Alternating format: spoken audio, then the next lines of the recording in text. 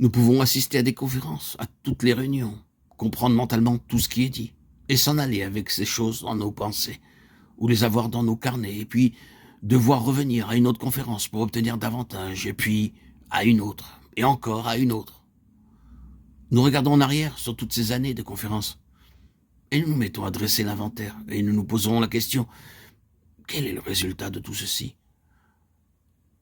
Je me souviens, quand telle était l'occasion, on parla de telle et telle chose, et à une autre occasion de quelque chose d'autre. Ces choses ont été celles qui ont constitué le sujet de diverses conférences. Et maintenant, qu'est-ce que cela représente? C'est là une question très solennelle. Est-ce que nous connaissons ces choses, c'est-à-dire, si elles étaient répétées, aurions-nous l'attitude? Eh bien, nous avons entendu cela auparavant, nous savons cela.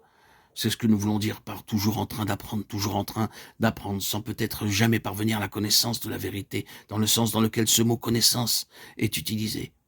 Qu'allons-nous faire? Comment tout ceci doit-il être traduit en quelque chose de plus que des mots, que des pensées, que des idées, que des vérités en tant que vérité? Qu'un enseignement de telle sorte que cela soit réellement incorporé, exprimé dans un homme. Cela peut être, et cela doit être. Exactement le même principe doit opérer comme lorsque Christ est né de Marie. Cela signifie que la parole présentée doit nous conduire à un exercice de cœur. C'est ce qui s'est produit avec Marie. Elle est entrée immédiatement dans un exercice de cœur à propos de ce qu'elle avait entendu. Vous savez quelle sorte d'exercice a résulté de votre écoute de la parole? Considérez cela ainsi. Qu'est-ce que cela signifie? Qu'est-ce que cela implique? Quel coût cela occasionnera? À quoi cela conduira? Est-ce la volonté de Dieu pour moi? Le besoin de saisir présentement, directement et délibérément la parole, et, se tenant devant elle en la considérant, d'entrer dans un exercice de cœur à son égard. C'est là le premier pas vers une incarnation de la parole. L'ayant considérée, ayant été exercée par elle, nous devons faire un pas délibéré dans la foi, en relation avec elle. Cela est nécessaire. Vous n'aboutirez nulle part, à moins que vous le fassiez.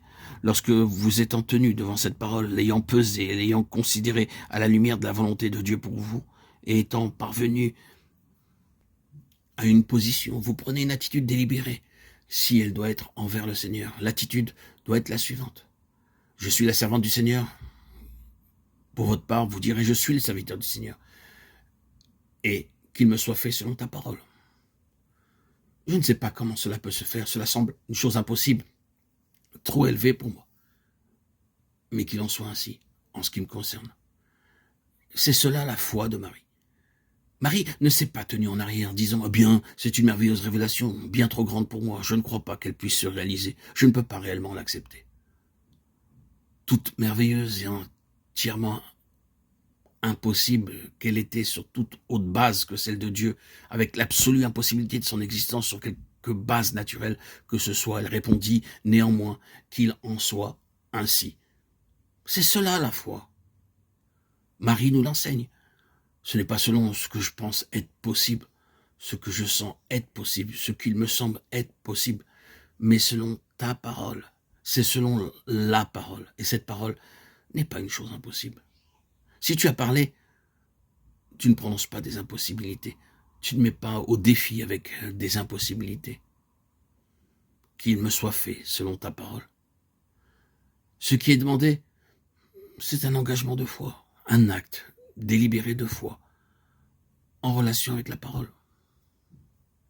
Combien d'entre nous ont agi de la sorte pour des choses que nous avons entendues? Combien d'entre nous s'en sont allés et, sous l'emprise d'un exercice de cœur, on dit « Seigneur, c'est une chose immense, et quant à moi, d'une manière naturelle, c'est tout à fait impossible. » Mais c'est ta parole, donc qu'il en soit ainsi, en ce qui me concerne. Je me tiens sur elle et je prends position pour elle, accomplie-la. Je ne peux rien faire de plus que dire oui, et je crois Dieu. Il y a une grande valeur dans une transaction comme celle-là. Sans cela, nous ne grandissons pas. Sans cela, nous serons toujours en train d'apprendre et nous ne parviendrons jamais à une connaissance de la vérité. Sans cela, beaucoup de vérités deviennent simplement mentales dans leur compréhension et ne sont pas vivantes ni efficaces. Quel que soit le nombre de fois où nous avons failli dans le passé, il y a quelque chose qui doit être fait à cet égard. Quand le Seigneur nous a parlé, nous devons faire d'une mise à part dans sa présence notre première préoccupation.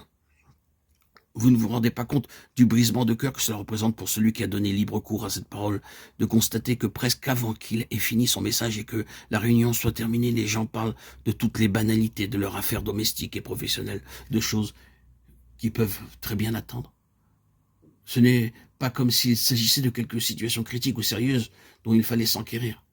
Mais il s'ensuit de simples propos selon le cours des choses ordinaires et quotidiennes. Notre point est qu'il doit y avoir une transaction délibérée avec le Seigneur.